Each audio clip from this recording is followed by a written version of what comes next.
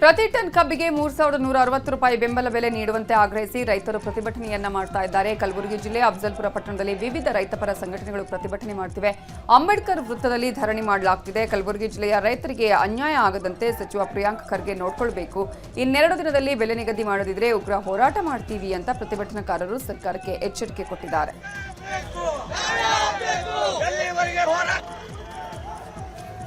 ಕಲಬುರಗಿ ಜಿಲ್ಲೆ ಕಬ್ಬಿನ ವಿಷಯದ ಕುರಿತು ಎಲ್ಲಿ ಧ್ವನಿ ಎತ್ತುತ್ತಾ ಇಲ್ಲ. ಅದು ನಮಗೆ ನೋವಿದೆ. ಅದರ ಕುರಿತು ತಾವು ಮಧ್ಯಪ್ರವೇಶ ಮಾಡಿ ಈ ಕಬ್ಬಿನ ಸಮಸ್ಯೆಯನ್ನ ಬಗೆಹರಿಸ್ರಿ ಅಂತ ನಾವು ವಿನಂತಿ ಮಾಡ್ಕೊಳ್ತಾ ಇದ್ದೇವೆ ಈ ಒಂದು ಮನವಿ ಪತ್ರದ ಮುಖಾಂತರ. ಇದು ಇವತ್ತು ರೇಣುಕಾ ಸಕ್ಕರೆ ಕಾರ್ಖಾನೆ ಇವತ್ತು ಇಳುವರಿಯಲ್ಲಿ ಮೋಸ ಆಗಿದೆ. ನಾವು ಪ್ರತಿ ಸಲ ಹೋರಾಟದಲ್ಲಿ ಹೇಳ್ತಾ ಇದ್ದೇವೆ, ಸಕ್ಕರೆ ತೆಗಿದೇನೆ ನೇರವಾಗಿ ಎಥೆನಾಲ್ ತೆಗೆದು ಇವತ್ತು ಇಳುವರಿಯಲ್ಲಿ ಮೋಸ ಆಗಿದೆ. ನಮಗೆ ಪ್ರತಿ ಸಲ ಜಿಲ್ಲಾಡಳಿತದ ಒಂದು ಮೀಟಿಂಗ್ ನಲ್ಲಿ ಕೂಡ ನಾವು ವಾದ ಮಾಡಿದ್ದೇವೆ. ಆ ರಿಕವರಿ ಆಧಾರದ ಮೇಲೆ ನಮಗೆ ಕಬ್ಬಿಗೆ 3,160 ರೂಪಾಯಿ ನೀವು ಘೋಷಿಸಿದ ಬೆಲೆಯನ್ನ ಕೊಡಿ ಅಂತ ನಾವು ಕೇಳ್ತಾ ಇದ್ದೇವೆ. ಹಾಗಾಗಿ ಇವತ್ತು ಕಾರ್ಖಾನೆಯನ್ನು ಪ್ರಾರಂಭ ಮಾಡದೆ ರೈತರಿಗೆ ವಂಚಿಸುವಂತ ಕೆಲಸ ಇವತ್ತು ಕಾರ್ಖಾನೆ ಮಾಲೀಕರು ಮಾಡ್ತಾ ಇದ್ದಾರೆ. ಅನಾರೋಗ್ಯದಿಂದ ಸಿಎಂ ಸಿದ್ದರಾಮಯ್ಯ ಅವರ ಪತ್ನಿ ಪಾರ್ವತಿ ಆಸ್ಪತ್ರೆಗೆ ದಾಖಲಾಗಿದ್ದಾರೆ. ಚಿಕಿತ್ಸೆ ಬಳಿಕ ಆರೋಗ್ಯ ಸುಧಾರಿಸಿದ್ದು ಐಸಿಯುವಿನಿಂದ ವಾರ್ಡ್ಗೆ ಶಿಫ್ಟ್ ಮಾಡಲಾಗಿದೆ. ಉಸಿರಾಟದ ತೊಂದರೆಯಿಂದ ನಿನ್ನೆ ಬೆಂಗಳೂರಿನ ಅಪೋಲೋ ಆಸ್ಪತ್ರೆಗೆ ಪಾರ್ವತಿಯವರನ್ನ ದಾಖಲು ಮಾಡಲಾಗಿತ್ತು.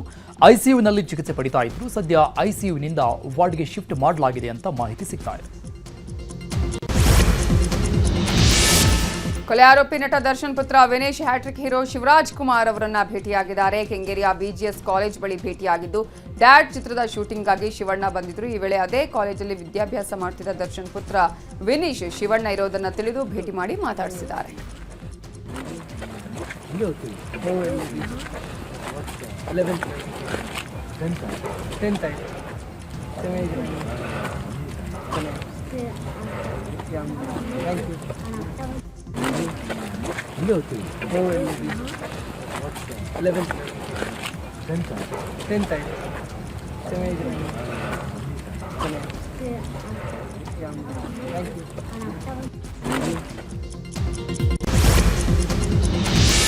ಈಗ ರಾಜಕೀಯದ ವಿದ್ಯಮಾನಗಳನ್ನು ನೋಡೋಣ.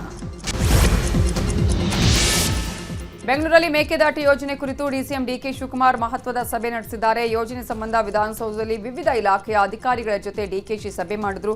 ಅರಣ್ಯ ಇಲಾಖೆ, ನೀರಾವರಿ ಇಲಾಖೆ, ಕಂದಾಯ ಇಲಾಖೆ ಅಧಿಕಾರಿಗಳು ಭಾಗಿಯಾಗಿದ್ರು. ಸುಪ್ರೀಂ ಕೋರ್ಟ್ ತೀರ್ಪಿನ ಬಳಿಕ ತುರ್ತಾಗಿ ಯೋಜನೆ ಅನುಷ್ಠಾನಕ್ಕೆ ಡಿಕೆಶಿ ಸಿದ್ಧತೆ ಮಾಡಿಕೊಳ್ತಿದ್ದಾರೆ. ಸಿಎಂ ಸಿದ್ದರಾಮಯ್ಯ ನೇತೃತ್ವದಲ್ಲಿ ಇವತ್ತು ಕಾವೇರಿ ನೀರಾವರಿ ನಿಗಮದ 86ನೇ ನಿರ್ದೇಶಕ ಮಂಡಳಿ ಸಭೆ ನಡೆದಿದೆ.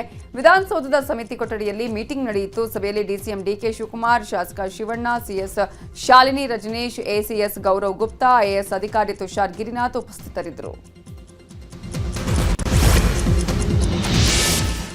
ಇವತ್ತಿನಿಂದ ಆರಂಭ ಆಗಿರುವ 28ನೇ ಬೆಂಗಳೂರು ಟೆಕ್ ಸಮ್ಮಿಟ್ಗೆ ಸಿಎಂ ಸಿದ್ದರಾಮಯ್ಯ ಚಾಲನೆ ಕೊಟ್ಟಿದ್ದಾರೆ. 3 ದಿನಗಳ ಕಾಲ ಬೆಂಗಳೂರಿನ ಅಂತಾರಾಷ್ಟ್ರೀಯ ಪ್ರದರ್ಶನ ಕೇಂದ್ರದಲ್ಲಿ ಕಾರ್ಯಕ್ರಮ ನಡೀತಾ ಇದೆ.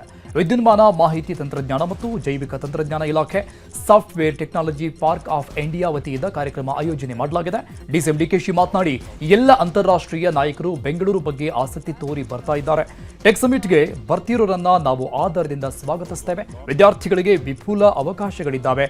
ಇಡೀ ಪ್ರಪಂಚ ನಮ್ಮತ್ತ ನೋಡ್ತಾ ಇದೆ. ವಿದ್ಯಾರ್ಥಿಗಳಿಗೆ ಏನಾದರೂ ಸ್ಟಾರ್ಟ್ಅಪ್ ಐಡಿಯಾಗಳಿದ್ರೂ ಅವರಿಗೂ ನಾವು ಅವಕಾಶ ಮಾಡಿಕೊಡ್ತೀವಿ ಅಂತ ಹೇಳಿದರು. I request all the the list goes on and on, so it will be an useful and rewarding initiative by the founders of recently listed unicorn IPOs, which are required to promote 2025-2030. Karnataka has been a leadership hub in South and Southeast Asia, which we are home to. Invest ಮಾಡಲಿಕ್ಕೆ ಕೋಟ್ಯಾಂತರ ರೂಪಾಯಿ billions of dollars invest ಮಾಡಲಿಕ್ಕೆ ಮುಂದೆ ಬಂದಿದ್ದಾರೆ.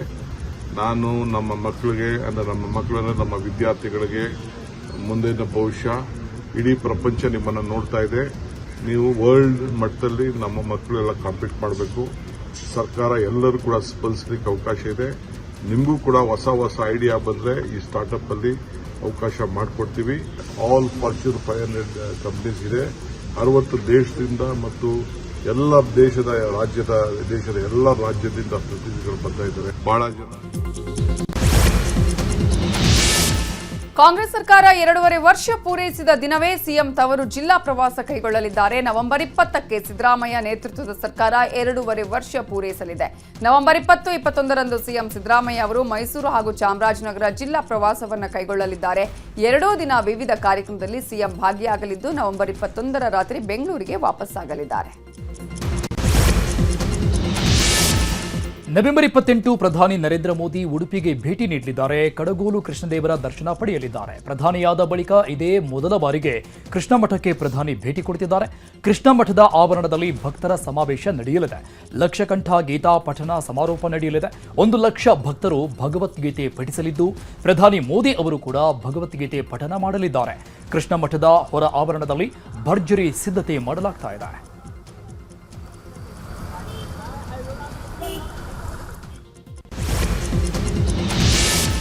ಶಾಸಕ ಸುರೇಶ್ ಕುಮಾರ್ 1 ದಿನದ ಮಟ್ಟಿಗೆ traffic police constable ಆಗಿ ಕೆಲಸ ಮಾಡಿದ್ದಾರೆ. ಬೆಂಗಳೂರಿನ ರಾಜಾಜಿನಗರದ ಭಾಷ್ಯಂ ಸರ್ಕಲ್ನಲ್ಲಿ ಬಿಜೆಪಿ ಶಾಸಕ ಸುರೇಶ್ ಕುಮಾರ್ ಬೆಳಗ್ಗೆ 2 ಗಂಟೆಗಳ ಕಾಲ ಪೀಕ್ ಅವರ್ಸ್ ಅಲ್ಲಿ ಟ್ರಾಫಿಕ್ ಪೊಲೀಸ್ ಆಗಿ ಸೇವೆ ಮಾಡಿದ್ದಾರೆ. ಟ್ರಾಫಿಕ್ ಕಂಟ್ರೋಲ್ ಮಾಡಿದ ಅನುಭವದ ವಿಡಿಯೋವನ್ನ ಶಾಸಕ ಸುರೇಶ್ ಕುಮಾರ್ ತಮ್ಮ ಸೋಷಿಯಲ್ ಮೀಡಿಯಾದಲ್ಲಿ ಹಂಚಿಕೊಂಡಿದ್ದಾರೆ. ವಾಹನ ಯಾರು ಸವಾರಿ ಮಾಡ್ತಾರೆ ಚಾಲಕರು, ಅವರ ಒಂದು ಒಟ್ಟು ಸಂಚಾರದ ಬಗ್ಗೆ ಅವ್ರು ಯಾವ ರೀತಿ ಪ್ರತಿಕ್ರಿಯಿಸ್ತಾರೆ, ನಿಯಮಗಳನ್ನ ಯಾವ ರೀತಿ ಪಾಲಿಸ್ತಾರೆ, ಮತ್ತೆ ನಾವು ತಿಳಿ ಹೇಳಿದ್ರೆ ಈ ರೀತಿ ಮಾಡಬೇಕು ಅಂತ ಯಾವ ರೀತಿ ಒಪ್ಕೊಳ್ತಾರೆ, ಇದೊಂದು ವಿಶಿಷ್ಟವಾದ ಅನುಭವ. ನಾನು ಬಹಳ ದಿವಸದಿಂದ ಅನ್ಕೊಂತಾ ಇದ್ದೆ. ಒಂದು ದಿವಸ ನಾನು ಅದರಲ್ಲೂ ಇದ್ದಿದ್ದು ವಿಧಾನಸೌಧದ ಹತ್ರ ಇರೋ ಚಾಲುಕ್ಯ ಸರ್ಕಲ್ ಹತ್ರ. ನಾನು ಇಷ್ಟೊಂದು ಟ್ರಾಫಿಕ್ ನೋಡ್ತಾ ಇದ್ದೆ ಈವ್ನಿಂಗು. ಒಂದು ದಿವಸ ಅಲ್ಲಿ ಟ್ರಾಫಿಕ್ ಸಿಗ್ನಲ್ ನಿಂತ್ಕೊಂಡು ಮಾಡಬೇಕು. ನಾನು ಅವಾಗ ಇದ್ದಿದ್ದು ಮ್ಯಾನ್ಯುಯಲ್, ಅದು ಸಿಗ್ನಲ್ ಇರಲಿಲ್ಲ. ಮತ್ತೆ ಬಹಳ ಸಲ ನಾನು ಇದು ಮೋದಿ ಜಂಕ್ಷನ್ ಹತ್ರ, ನವರಂಗ್ ಸರ್ಕಲ್ಲು, ಬೇರೆ ಬೇರೆ ಸಮಯದಲ್ಲಿ ಮಳೆ ಬಂದಾಗ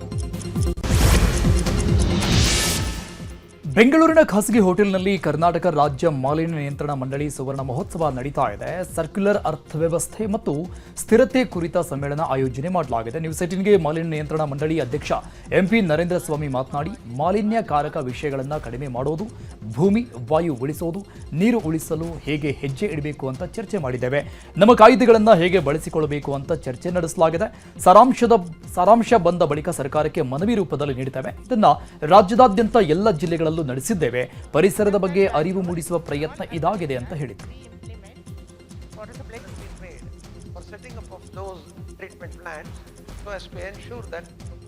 ದೇಶ ಮಾಲಿನ್ಯಕಾರಕ ವಿಚಾರಗಳನ್ನು ತಡೆಗಟ್ಟುವ ಬಗೆ ಮತ್ತು ಪರಿಣಾಮಕಾರಿಯಾಗಿ ಸಂಪೂರ್ಣ ಹಲವಾರು ವಿಚಾರಗಳಲ್ಲಿ ನಾವು ಕೆಲವೊಂದು ವಸ್ತುಗಳನ್ನು ರೀಸೈಕಲ್ ಮಾಡೋದಂಗೆ, ರೀಯೂಸ್ ಮಾಡೋದಂಗೆ ಮತ್ತು ಮಾಲಿನ್ಯಕಾರಕ ವಿಚಾರಗಳನ್ನು ನಾವು ಕಡಿಮೆಗೊಳಿಸ್ತಕ್ಕಂಥದ್ರ ಜೊತೆಗೆ ಭೂಮಿಯನ್ನು ಉಳಿಸೋದು, ವಾಯುವನ್ನು ಉಳಿಸೋದು ಮತ್ತು ನೀರನ್ನು ಉಳಿಸ್ತಕ್ಕಂಥ ಕೆಲಸದಲ್ಲಿ ಹೇಗೆ ನಾವು ಹೆಜ್ಜೆ ಇಡಬೇಕು, ನಮ್ಮ ಕಾಯ್ದೆಗಳನ್ನು ಯಾವ ರೀತಿ ಸಮರ್ಪಕವಾಗಿ ಬಳಸ್ಕೋಬೇಕು. ಉದ್ದೇಶ ಮಾಲಿನ್ಯಕಾರಕ ವಿಚಾರಗಳನ್ನು ತಡೆಗಟ್ಟುವ ಬಗೆ ಮತ್ತು ಪರಿಣಾಮಕಾರಿಯಾಗಿ ಸಂಪೂರ್ಣ ಹಲವಾರು ವಿಚಾರಗಳಲ್ಲಿ ನಾವು ಕೆಲವೊಂದು ವಸ್ತುಗಳನ್ನು ರೀಸೈಕಲ್ ಮಾಡೋದಂಗೆ, ರೀಯೂಸ್ ಮಾಡೋದಂಗೆ ಮತ್ತು ಮಾಲಿನ್ಯಕಾರಕ ವಿಚಾರಗಳನ್ನು ನಾವು ಕಡಿಮೆಗೊಳಿಸ್ತಕ್ಕಂಥದ್ರ ಜೊತೆಗೆ ಭೂಮಿಯನ್ನು ಉಳಿಸೋದು, ವಾಯುವನ್ನು ಉಳಿಸೋದು ಮತ್ತು ನೀರನ್ನು ಉಳಿಸ್ತಕ್ಕಂಥ ಕೆಲಸದಲ್ಲಿ ಹೇಗೆ ನಾವು ಹೆಜ್ಜೆ ಇಡಬೇಕು, ನಮ್ಮ ಕಾಯ್ದೆಗಳನ್ನು ಯಾವ ರೀತಿ ಸಮರ್ಪಕವಾಗಿ ಬಳಸಬೇಕು. ರಾಷ್ಟ್ರ ರಾಜಧಾನಿ ದೆಹಲಿಯಲ್ಲಿ ಕಾರು ಸ್ಫೋಟ ಪ್ರಕರಣದ ಬೆನ್ನಲ್ಲೇ ದೆಹಲಿಯ ಕೆಳ ನ್ಯಾಯಾಲಯಗಳು ಮತ್ತು ಶಾಲೆಗಳಿಗೆ ಬಾಂಬ್ ಬೆದರಿಕೆ ಇಮೇಲ್ಗಳು ಬಂದಿವೆ. ಈ ಹಿನ್ನೆಲೆ ದೆಹಲಿಯಲ್ಲಿ ಮತ್ತೆ ಭಾರೀ ಭದ್ರತೆಯನ್ನ ಎಚ್ಚರಿಕೆ ನೀಡಲಾಗಿದೆ. ದೆಹಲಿಯ socket court, Patel house court, ಟಿಸ್ Hazari court, Rohini court ಹಾಗೆಯೇ ದ್ವಾರಕಾ ಕೋರ್ಟ್ ಸೇರಿದಂತೆ ಹಲವು ಜಿಲ್ಲಾ ನ್ಯಾಯಾಲಯಗಳಲ್ಲಿ ಬಾಂಬ್ ಬೆದರಿಕೆಗಳು ಬಂದಿವೆ. ಸ್ಥಳಕ್ಕೆ ಬಾಂಬ್ ನಿಷ್ಕ್ರಿಯ ದಳ, ಶ್ವಾನ ದಳಗಳು ಹಾಗೆಯೇ ಪೊಲೀಸರು ಬಂದು ತೀವ್ರ ಪರಿಶೀಲನೆಯನ್ನ ಮಾಡಿದ್ದಾರೆ. ಬಿಹಾರದಲ್ಲಿ ನೂತನ ಸರ್ಕಾರ, ಎನ್ಡಿಎ ನಾಯಕರು ಭರ್ಜರಿ ಸಿದ್ಧತೆ ಮಾಡಿಕೊಳ್ತಿದ್ದಾರೆ. ನವೆಂಬರ್ 20ರಂದು ಮುಖ್ಯಮಂತ್ರಿಯಾಗಿ ನಿತೀಶ್ ಕುಮಾರ್ ಪ್ರಮಾಣ ವಚನ ಸ್ವೀಕರಿಸಲಿದ್ದಾರೆ. ಪಾಟ್ನಾದ ಗಾಂಧಿ ಮೈದಾನದಲ್ಲಿ ಪದಗ್ರಹಣ ಸಮಾರಂಭ ನಡೆಯಲಿದೆ. ಸಿಎಂ ಸೇರಿದಂತೆ ಕೆಲ ಸಚಿವರು ಪ್ರಮಾಣ ವಚನವನ್ನು ಸ್ವೀಕರಿಸಲಿದ್ದಾರೆ. ಸ್ಪೀಕರ್ ಸ್ಥಾನ ಬಿಜೆಪಿಗೆ ಬಿಟ್ಟುಕೊಟ್ಟಿದೆ, ಜೆಡಿಯು ಒಪ್ಪಿದೆ.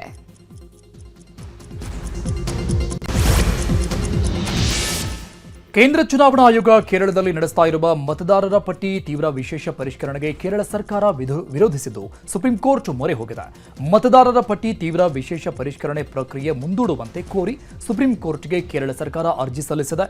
ಕೇರಳದಲ್ಲಿ ಸ್ಥಳೀಯ ಸಂಸ್ಥೆ ಚುನಾವಣೆಗಳು ಹತ್ತಿರದಲ್ಲಿದ್ದು ಈ ಸಂದರ್ಭದಲ್ಲಿ ಮತದಾರರ ಪಟ್ಟಿ ಪರಿಷ್ಕರಣೆ ಮಾಡುವುದು ಸೂಕ್ತವಲ್ಲ ಅಂತ ಕೇರಳ ಹೇಳ್ತಾ ಇದೆ. 12 ರಾಜ್ಯಗಳಲ್ಲಿ ಕೇಂದ್ರ ಚುನಾವಣಾ ಆಯೋಗ ನಡೆಸ್ತಾ ಇರುವ ಮತದಾರರ ಪಟ್ಟಿ ವಿಶೇಷ ಪರಿಷ್ಕರಣೆಗೆ ವಿಪಕ್ಷಗಳು ತೀವ್ರವಾಗಿ ಖಂಡಿಸಿವೆ. ಈ ಕುರಿತು ಇವತ್ತು ದೆಹಲಿಯಲ್ಲಿ 12 ರಾಜ್ಯಗಳ ಪ್ರಮುಖ ವಿಪಕ್ಷ ನಾಯಕರು ಸಭೆ ಮಾಡಿದ್ರು. ಎಸ್ಐಆರ್ ವಿರೋಧಿಸುವ ನಿರ್ಣಯಕ್ಕೆ ಎಲ್ಲರೂ ಒಮ್ಮತದ ನಿರ್ಧಾರ ತೆಗೆದುಕೊಂಡಿದ್ದಾರೆ. ಡಿಸೆಂಬರ್ ಮೊದಲ ವಾರದಲ್ಲಿ ದೆಹಲಿಯ ರಾಮಲೀಲಾ ಮೈದಾನದಲ್ಲಿ ಚುನಾವಣಾ ಆಯೋಗದ ವಿರುದ್ಧ ಬೃಹತ್ ಪ್ರತಿಭಟನೆಗೆ ಕರೆ ಕೊಡಲಾಗಿದೆ.